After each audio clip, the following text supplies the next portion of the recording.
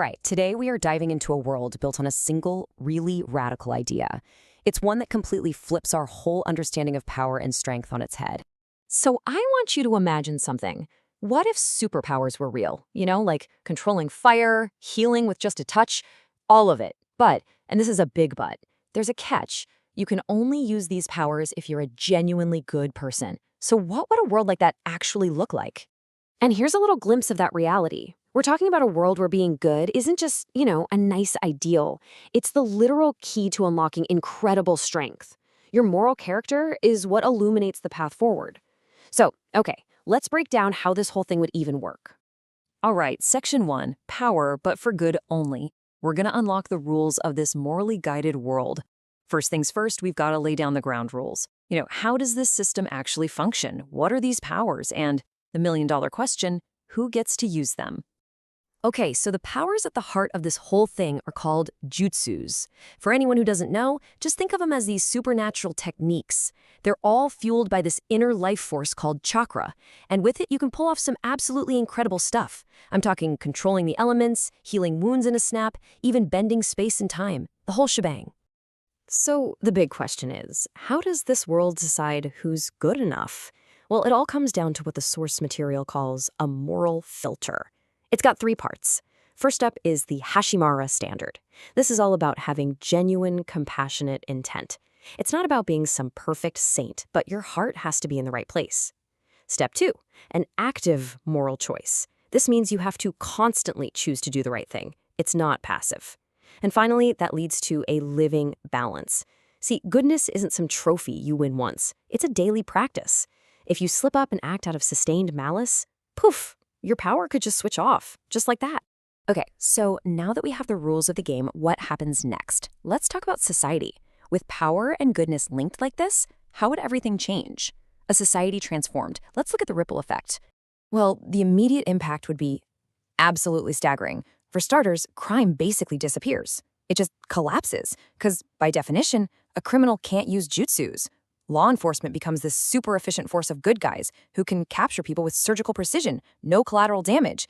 And get this, public trust in government goes through the roof. Why? Because if a leader can use jutsus, it's living proof that they're a good person.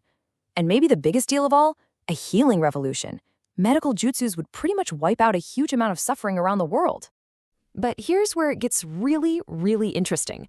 What happens to all those destructive powers? The ones we'd normally see as weapons. Well, they get a complete makeover. And you can see that shift right here. A fireball jutsu? That's not a weapon anymore. Now it's a tool for putting out wildfires. That powerful wind release technique, people are using it to literally scrub pollution right out of the city air.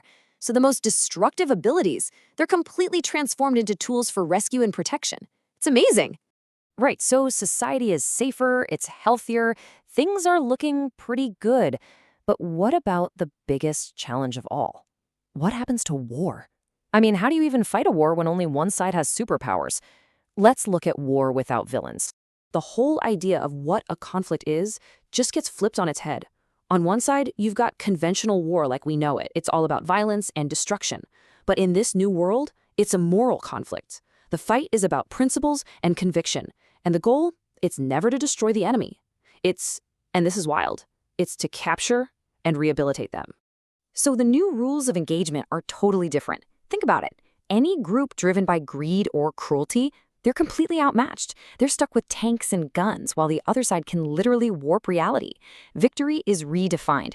It's not about how many people you defeat. It's just about ending the fight. They even use illusion techniques, genjutsu, to make their enemies feel the consequences of their actions, which builds empathy and can de-escalate a whole standoff. In this world, real strength, it's restraint. True victory isn't about crushing your opponent. It's about having the overwhelming power to do so, and then choosing peace instead. That's the ultimate power move. Now, I know what you're thinking. This all sounds kind of perfect, right? A utopia. And yeah, it's easy to get swept up in that.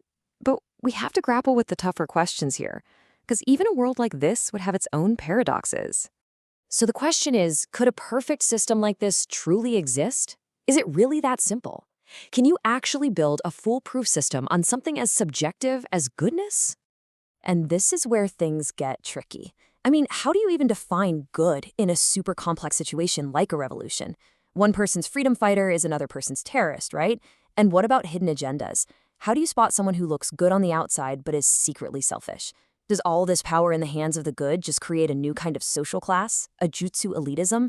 And maybe the biggest question of all, how do you teach and sustain virtue on a massive scale for generation after generation? Yeah, these questions, they show that even this world would be far from simple. Which brings us to our final section, the ultimate jutsu. What is the true source of strength here? Because if the system has all these challenges, what's the glue that holds it all together? What really makes it work? It all starts here, with the kids, the next generation. Imagine being raised from day one with a fundamental truth. Empathy isn't a weakness, and kindness is the literal key to unlocking incredible power. Suddenly, moral education becomes just as critical as math or science. And, this might be the most revolutionary part of this whole idea. It means every good person becomes a potential hero. Heroism gets democratized. The nurse working a double shift, the teacher who stays late for a student, the community organizer, if their heart is true, they have the exact same potential for extraordinary power as anyone. There's a quote that just sums it all up perfectly. Power without virtue is meaningless. Virtue without power is fragile. But virtue empowered by purpose, that is the force that transforms worlds. When you combine the two, that's when you can truly change everything. So in the end, the greatest jutsu of all isn't some flashy, world-ending attack. It doesn't need any special training or hand signs. It's just the choice, the deliberate daily choice to be a good person. That is the ultimate source of all strength. And that really leaves us with just one final thought, doesn't it? If that potential, that chakra, is already inside every single one of us, then the only question left to ask is, what are you going to do to unlock it?